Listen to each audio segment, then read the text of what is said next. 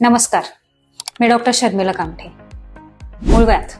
मूळव्याध असं म्हणतात की शत्रूलाही हा आजार होऊ नये असा हा मूळव्याध म्हणजे अवघड जागेचं दुखणं.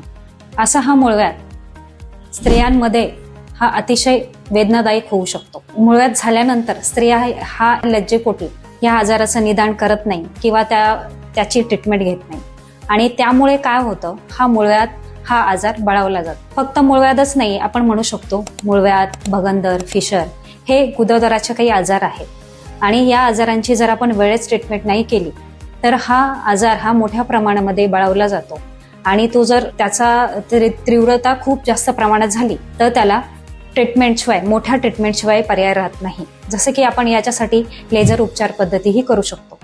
पण हा मूळव्याध होण्याची नक्की कारणं काय आहेत? स्त्रियांमध्ये मूळव्याध का होतो?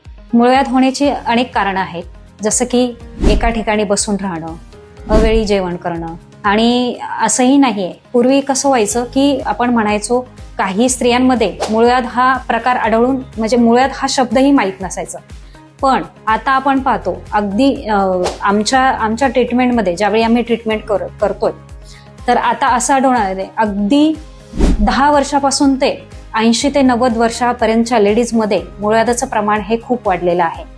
तर याला जबाबदार आहे आपली लाईफस्टाईल.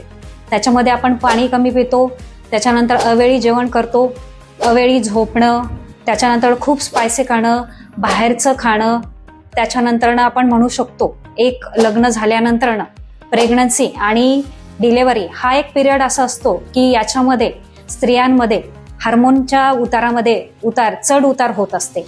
या हार्मोनच्या चढ उतारामुळे कॉन्स्टिपेशन होतं आणि कॉन्स्टिपेशन म्हणजे याला आपण म्हणू शकतो बद्धकोष्ठता. या बद्धकोष्ठतेमुळे मूळव्याध वाढीस लागतो.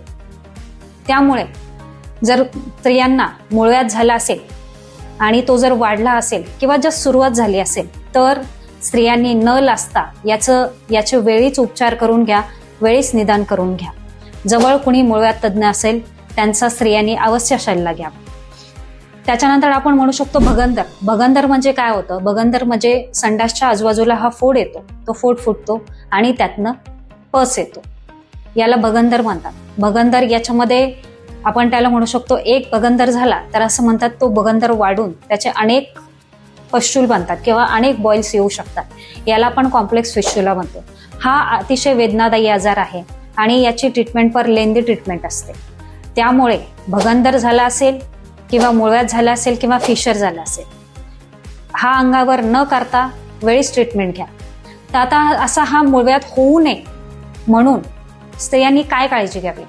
स्त्रियांनी मोस्टली काळजी घ्यायची की स्त्रियांचं जेवण जे आहे ते वेळेवर पाहिजे, झोप ही वेळेवर पाहिजे, एक्सरसाइज खूप महत्वाचं आहे की तुम्ही एक्सरसाइज, योगा किंवा वॉकिंग हे तुमच्या एक्सरसाइज मध्ये पाहिजे. पाणी भरपूर पिण्यामध्ये, किमान दररोज तुम्ही 4 ते 5 लिटर पाणी प्या. ताक घेण्यामध्ये ठेवा. त्याच्यानंतरनं तुम्ही फायबरयुक्त आहार तुमचा पाहिजे. फायबर म्हणजे आपण म्हणू शकतो मराठीमध्ये तंतुमय पदार्थ हे तुमचे खाण्यामध्ये पाहिजे. त्याच्यानंतरनं तुम्ही रोज दूध आणि तूप हे घेतलं पाहिजे. महिन्यातनं एकदा तुम्ही कॅस्टर ऑइल घेतलं पाहिजे. व्हिटॅमिन सी युक्त ग्रीन व्हेजिटेबल्स हे खाण्यामध्ये ठेवा. स्त्री आधार असते घरचा. जर ही स्त्रीला काही झालं, ती आजारी पडली तर पूर्ण घर हे डिस्टर्ब होतं. जर अशी ही स्त्री घराचा आपण म्हणू शकतो एक कणा असते.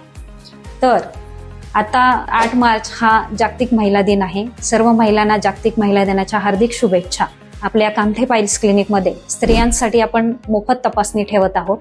त्यामुळे ज्या स्त्रियांना मूळव्याधाची सुरुवात असेल किंवा त्यांना अजूनही माहीत नाहीये की मूळव्याध काय असतो किंवा कुणाला अजून काही महिलांना नॉलेज नसतं की नक्की मला काय आजार झालेला आहे, तर तुम्ही नक्की हा व्हिडिओ ऐकल्यानंतर बघा, तुम्ही निदान करा की काय झाले.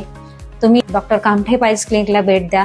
लज्जेपोटी आजार हा वाढवू नका. आपण स्त्रियांसाठी मोफत तपासणी ठेवलेली आहे आणि याच्यासाठी जी ट्रीटमेंट आहे, खूप तुमचा आजार बळावलेला आहे, तुम्ही दाखवलेलं नाहीये किंवा कोणाला ही ट्रीटमेंट जो हा खर्च आहे हा परवडत नाही, अशा लोकांसाठी लेझर ट्रीटमेंट ही अतिशय अल्प दरामध्ये ठेवलेली आहे.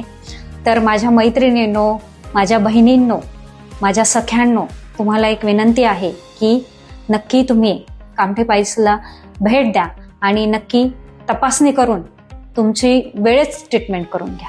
धन्यवाद.